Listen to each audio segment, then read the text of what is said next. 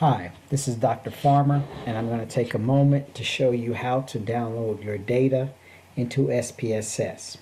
There are a few steps to this process. First, we'll download it to SPSS. Then I'll make a new screencast on how to clean your data and create your variables. But let's get started. So what you want to do if you have a Google Forms doc is you want to open up your document in Google Forms, and as you can see, I'm using anxiety groups data as an example.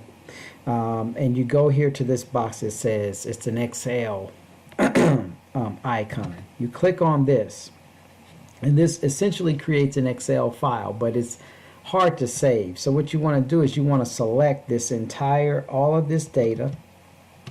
So you go all the way down to the bottom. Their last participant is number 32. Then you go all the way, you drag this cursor all the way over to the end. You hit shift and hold it, and then click on your cursor. That selects everything inside that box. You go to copy, and you've now copied that. Then what you want to do is you want to open an Excel file. So you just open up Excel. The cursor comes right here at number 1A, and you simply go up to paste, and you hit paste. Now all of that data appears in your new Excel file. You want to now save this on your computer. We'll hit save as, and we're going to save this as anxiety 1 data. And remember where you saved this, of course, so that you can go back and find it.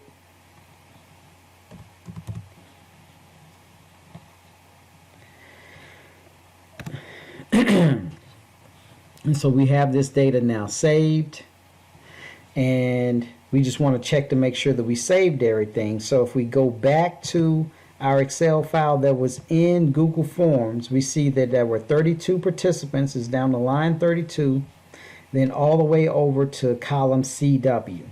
Let's just check our thing to make sure that it has everything that was in that document.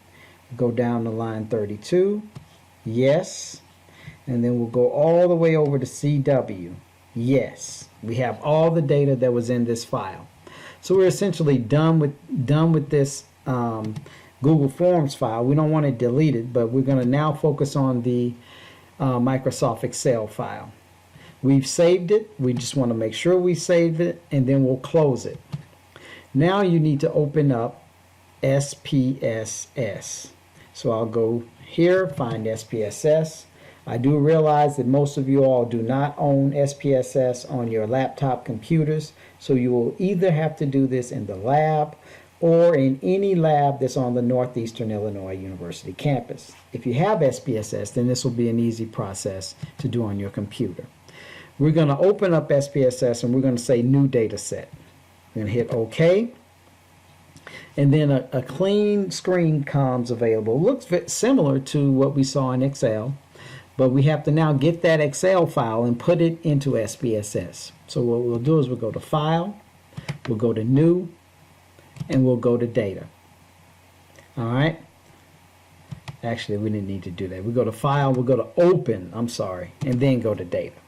And that screen opens. And if you notice, it's looking for SPSS files. Well, we have an Excel file, so we need to change this to Excel. And magically now, our document appears as available to download. Remember, we saved it as anxiety 1 data. So we'll click on that. We'll open it.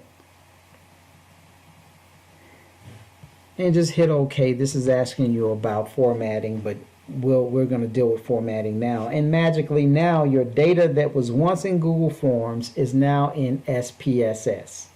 Now you want to save this as an SPSS data file. So we'll go to Save As.